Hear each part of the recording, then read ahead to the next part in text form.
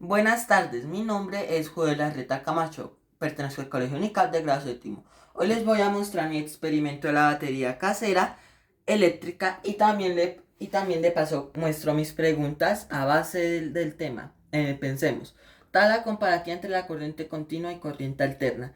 Diferencias, dirección de flujo eléctrico. En la corriente continua los electrones fluyen en una sola dirección. En la corriente alterna los electrones cambian de dirección periódicamente, oscilan. Generación, la C se produce generalmente con baterías. En la corriente alterna, como sabemos, se produce a través de las casas del hogar. Pues uno se pregunta de qué está hecha nuestra corriente, pues de corriente alterna. La CA se genera en centrales eléctricas mediante alternadores.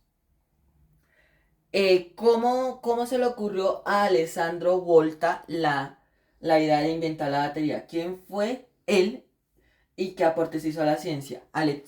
Alessandro Volta fue un inventor de la batería eléctrica casera, como la que tenemos acá. Fue un físico y químico italiano, nació en 1785.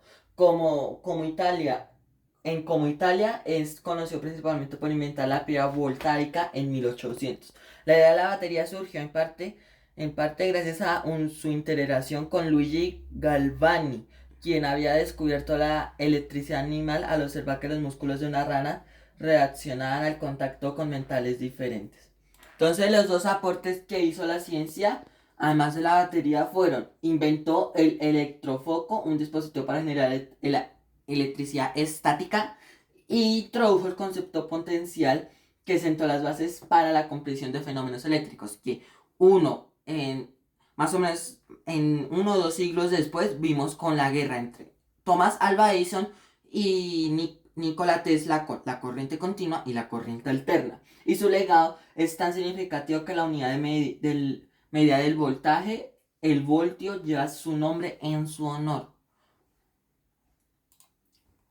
Eh, ¿Qué relación existe entre la tensión, la corriente y la resistencia eléctrica según la ley de Ohm? La ley de Ohm establece una relación fundamental entre la tensión del voltaje, la corriente eléctrica y la resistencia en un circuito eléctrico.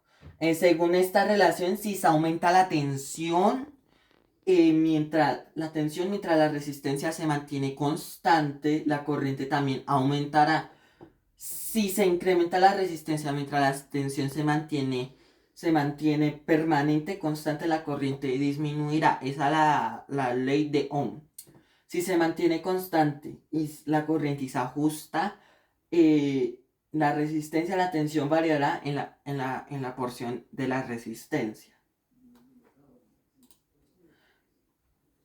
¿Qué tipo de circuitos cumplen la ley de Ohm y cómo se les llama? La ley de Ohm aplica principalmente a los circuitos lineales, como vemos a continuación en esta operación. En los circuitos lineales los componentes tienen propiedades fijas que no varían con las condiciones de operación. Por ejemplo, resist resistores ideales mantienen una resistencia constante sin importar el voltaje o la corriente, y circuitos de corriente continua o CC. La ley de Ohm se cumple perfectamente en estos circuitos.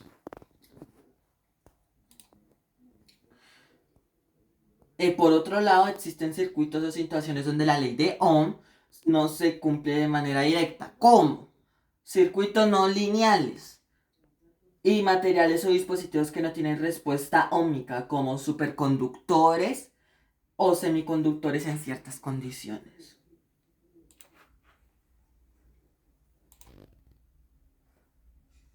¿Qué factores puede afectar a la resistencia eléctrica de un conductor según las características de la ley de Ohm?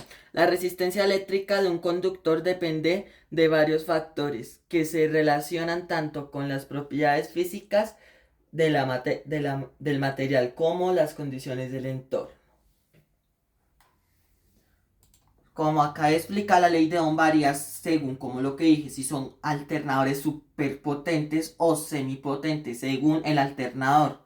Y con lo de la tensión, si la tensión es fuerte, pero Si la tensión es fuerte, pero la electricidad se mantiene igual, la electricidad aumentará, pero si la tensión baja y la electricidad aumenta, el voltaje puede cambiar.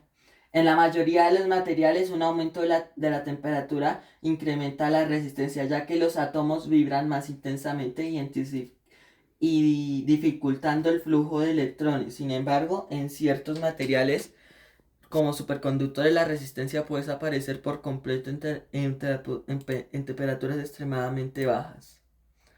Entonces, ahora vamos a pasar a mostrar mi experimento.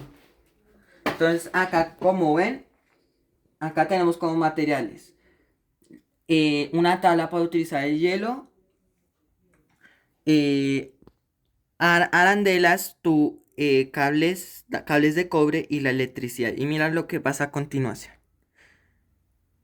Como si se dan cuenta, aprenden a través de esta secuencia.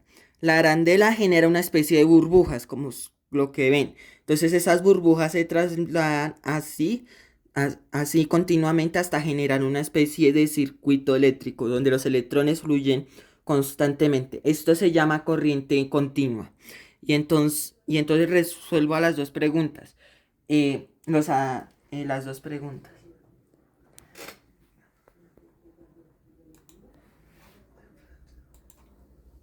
Entonces resuelvo las dos preguntas. El agente oxidante de mi batería, los arandeles, como pueden ver, están generando pequeñas burbujas. Si se dan cuenta, si uno amplía la imagen, se puede dar cuenta que está generando pequeñas burbujas para que el foco prenda. Y la última, ¿cuál es el reductor de tu batería? El vinagre. O también los cables de cobre, que también genera esto. Como pueden ver, está prendiendo. Si se dan cuenta, está prendiendo la luz a través de esta secuencia. Y esto sería todo por hoy. Gracias por ver este video.